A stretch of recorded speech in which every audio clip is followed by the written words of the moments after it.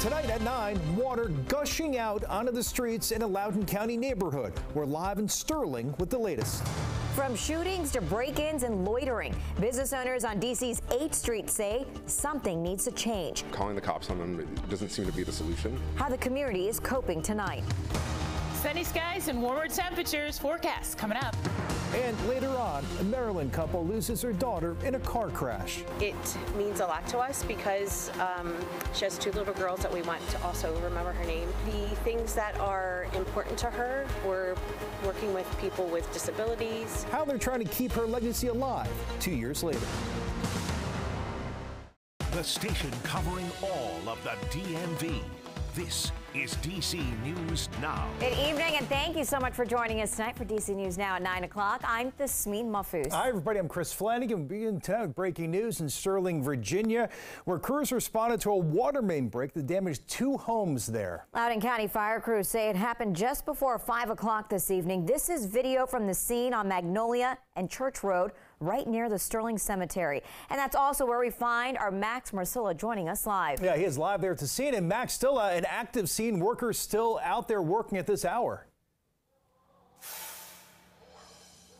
It is, and we're also seeing what happens when people were not expecting water to rush down the streets. They'll do anything to protect the driveways. You can see there are bricks, there are rocks, there's wooden planks, anything to prevent the water from getting to the garage. You can see this house and a couple of others with garages on slopes did see some minor water damage. More on that in just a minute, but we're going to start by showing you some video that was shot just after 4:30 when the water main first broke and the water came down Magnolia Road.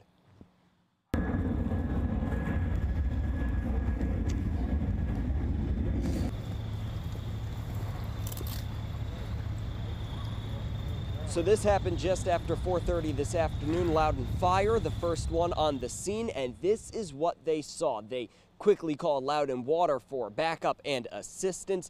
Tonight, crews are still working to fix the broken water main, and they do expect that work will be done before 11 o'clock. Overall, much worse damage was avoided, but it was quite eye-catching and unusual. A worm of water almost. Just like a brown sludge started coming. There will be some silt cleanup, but other than that, I think we got off easy. Loudoun Water tonight says no damage to any structures of homes on Magnolia Road, though there were 2 garages with some minor water damage. Loudoun Water says they are helping with any repairs for those 2 homes. Again, no severe damage. No one was displaced, but this was quite the scene for people coming home from work and school. Reporting live in Sterling, Max Marcilla, DC News Now. Max, thank you. And disrupting crime on 8th Street, that's the goal for business owners and community leaders who say enough is enough. Yeah, they say they are sick of the robberies, shootings, and more impacting their ability to stay open. Our Marielle Carbone is live on 8th Street for us today. Marielle, today business owners met with MPD to share their concerns, and that includes people causing a nuisance outside various storefronts. Yeah, that's right, Chris. The owner here at Luxury Soil tells me the loitering can get so bad out front of her store. People setting up grills, selling food, sitting on crates that people will actually cross the street onto the other side of 8th Street to avoid going through those crowds. That means a loss of foot traffic and potential customers. It's just one of the issues she hopes MPD can disrupt following today's meeting. It's just not a good look for our business. For business owner Kasia Ebron, the opening of her store, Luxury Soil, a dispensary and boutique on 8th Street, has come with its fair share of challenges, from people loitering out front to... We've had somebody who was under the influence and banging on our door and broke our door. We also have issues with the defecating and peeing in the back alley. And that impacts business. We have to come out of our pocket to do things that the city should be in control of. According to police data, violent crime is up in and around the 8th Street corridor, and businesses have experienced repeated break-ins. Car thefts are increasing, and last month a shooting at Crew Lounge left 1 person dead. And we get no response, nothing. It's why business leaders and MPD are working together. Tuesday, this group meeting to come up with a plan to disrupt crime along the corridor. Ending that activity and making people feel safe to come out. First District Commander Colin Hall says progress is happening. We've made some significant arrests. We've stood up a bike unit that's out here every day, and I think that's having an impact. And with today's meeting, he's hopeful that'll continue. This is a great first step. So do business leaders who say change must happen to revitalize the corridor. You know, having people that are using the bathroom in the front of the building or on the sides of the building or sleeping under the marquee, it's just that we can't have it because we can't open our doors. It's an unsafe situation. Now, one of the big takeaways from today's meeting is that city departments need to work together instead of in silos, which is how business leaders say they're currently operating. Ebron says that starts at the top with the mayor making sure that's occurring. Reporting live on 8th Street tonight, I'm Marielle Carbone, DC News Now.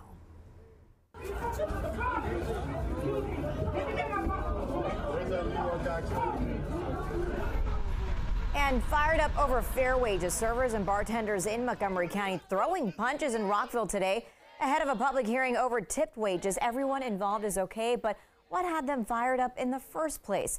A county bill that would require restaurants to pay their tip staff a full minimum wage in addition to the tips they earn. Now, what makes the changes controversial? We'll tell you that coming up at 9:30 tonight as we hear from workers who say the current system is working just fine.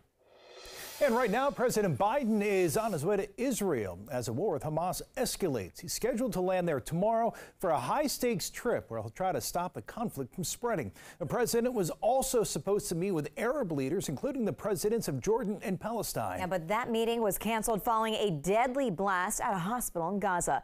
That blast rocking a hospital packed with Palestinians seeking shelter. Hundreds of people were killed, according to the Gaza Health Ministry.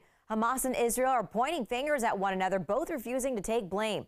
Hamas blames an Israeli airstrike, while the Israeli military said the hospital was hit by a rocket misfired by Palestinian militants. The Gaza Health Ministry says that at least 500 people were killed, and in a statement tonight, President Biden said he is outraged and saddened about the explosion and has directed a national security team to gather information what happened. And as the war plays out, Virginia Attorney General Jason Mayares is asking local law enforcement to donate extra law enforcement gear to Israel. Mayares sent a letter today to all 123 Virginia sheriffs. He's asking them to donate what they can. He says his office will then ship it to the Israeli military. And the latest now on the House speakership. Republicans right now stuck in a fight over who will take the seat. Their leading candidate, Congressman Jim Jordan, failed to get enough votes on the floor today. White House correspondent Hannah Brandt breaks down what happens next. Congressman Jim Jordan has a lot of work to do to try to convince some of the Republican holdouts to vote for him. And tomorrow, the House is set to have a second speaker vote. In his first attempt on the House floor, the speaker has not been elected. Congressman Jim Jordan failed to get the speaker's gavel, but he isn't giving up. We're going to keep working, and we're going to get to the votes. The congressman did win the support of most Republicans, getting a total of 200 votes. Our friend and colleague Jim Jordan is a patriot. He is an America First warrior. But 20 Republican lawmakers refused to back Jim Jordan, putting him more than a dozen votes short of the 217 he needs to be speaker. Now Jordan and his allies are scrambling to get more votes. If he can't do it, I don't know who can, quite frankly. All 212 Democratic lawmakers voted for their leader, Hakeem Jeffries, and accused Congressman Jordan of being extreme. The architect of a nationwide abortion ban, a vocal election denier, and an insurrection insider. And Congressman Jeffries says he's hopeful the infighting will convince some Republicans to partner with Democrats and pick a bipartisan speaker. It's time to get off the sidelines, break away from the extremists, get in the arena so we can find a bipartisan path forward. But Congressman Jordan says he doesn't think that'll happen and pledges to keep working to rally support. Until we get a speaker, we got to have a speaker, and it can't be some deal with the Democrats. I mean, American people don't want that. If Jordan can't get enough votes, there are discussions about trying to give power to a temporary speaker so the House can vote on issues like government funding and sending aid to Israel. In Washington, I'm Hannah Brandt. Meanwhile, we have two Donald Trump legal updates to tell you about. The former president returned to court in New York for a civil fraud trial. Prosecutors say Trump and his company broke the law by grossly inflating the value of assets like Trump Tower. He denies those charges. Meantime, the former president is appealing a gag order issued by the federal judge overseeing Trump's January 6th election subversion trial.